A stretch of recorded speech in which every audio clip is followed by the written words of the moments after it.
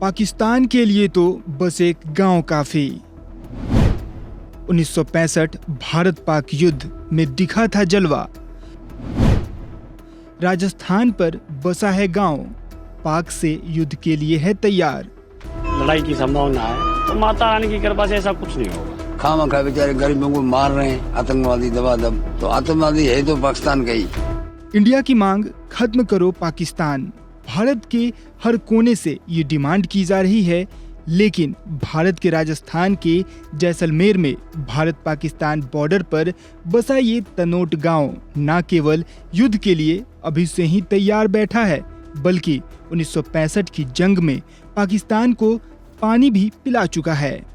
माना जाता है कि भारत पाक बॉर्डर पर बसा बस ये एक गांव ही पाकिस्तान के लिए काफी है, क्योंकि यहाँ के लोगों का जज्बा ऐसा है कि पाकिस्तान का कलेजा कांप उठता है। 1965 में भारत और पाकिस्तान के बीच जब युद्ध थमा था, इस गांव ने काफी अहम रोल निभाया था। ये बसूर राम है। बसूर राम को आज भी वो दिन याद है। भारत ने 1965 में पाकिस्तान को नाको चने चबवाए थे। बसूर राम भले ही अब बुजुर्ग हो चुके हैं, लेकिन जब भी पाकिस्तान से युद्ध की बात होती है, इनके रग रग का खून पाकिस्तान को तबाह करने के लिए खौल उठता है।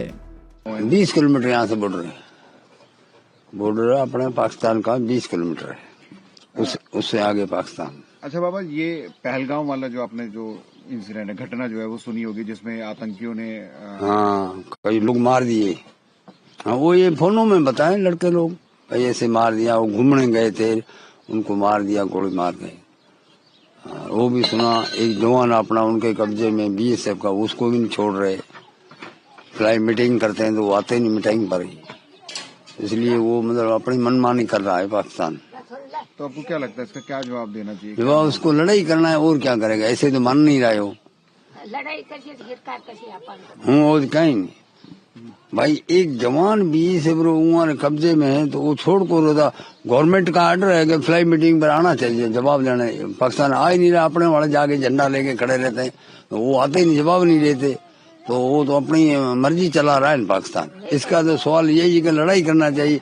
वो मतलब वैसे है कि अपनी मर्जी चल रहा है, अपने वालों को जवाब नहीं दे रहे, खामखा बेचारे गरीबों को मार रहे हैं आतंकवादी दबादब, तो आतंकवादी है तो पाकिस्तान का ही। वहीं इस गांव के निवासी नूतन कुमार हैं।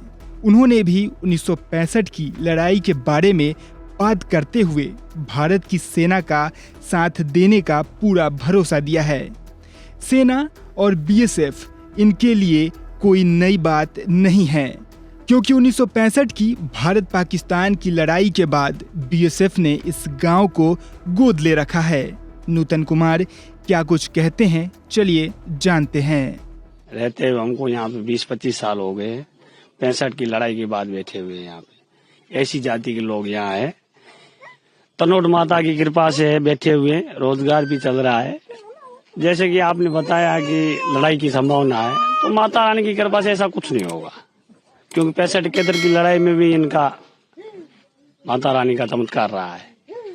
बैठे हैं, टाइम पास हो रहा है हमारा यहाँ पे। लीजिए, अगर जो हालात और बिगड़ते हैं या युद्ध की संभावना बनती है, तो किस तरह से आप लोग मदद करेंगे जवानों की, और क्या? हम इनके साथ रहेंगे। हमारे बड़े बुजुर्ग है जो इनके पुराने टाइम पे बैठे हुए, उनको भी पता लगता, वो भी देखते रहते।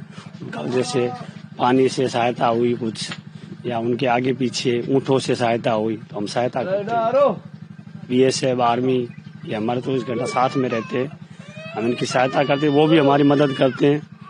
पानी का हुआ, जैसे बिजली का हुआ, ऐसे अन्यथा कोई एम्बुलेंस का हुआ, रात को किसी को बुखार हुआ वगैरह हुआ, डिलीवरी हुई, ऐसे में हमारे को ये एम्बुलेंस वगैरह देते हैं, इनके साथ रहते हैं हम। ये 65 के बाद गांव गोद लिया हुआ है बीएसएफ में, ये समस्याओं का हमारे को हल करवाते हैं। राजस्थान बॉर्डर पर बसा तनोट गांव पूरी तरह से भारत की सेना और सुरक्षा बलों के साथ रहता है। सुरक्षा बल भी इस गांव का पूरा ध्यान रखते हैं। लेकिन बात जब लड़ाई की होती है तो तनोट गांव के लिए पूरी तरह से सेना और सुरक्षा बलों के साथ कंधे से कंधे लगाकर पाकिस्तान के खिलाफ खड़े हो जाते हैं, जिसकी वजह से पाकिस्तान का बल आधा तो जरूर हो जाता होगा। बहरहाल अगर पाकिस्तान और भारत में एक बार फिर युद्ध होता है तो तनोट गांव के लोग ही सुरक्षा बलों के साथ मिलकर पाकिस्तान पर भारी पड़ेंगे। ये बात उनके जज्बे ने बता दिया है। इस खबर में बस इतना ही। बाकी अपडेट्स के लिए जुड़े रहें वन इंडिया हिंदी के साथ।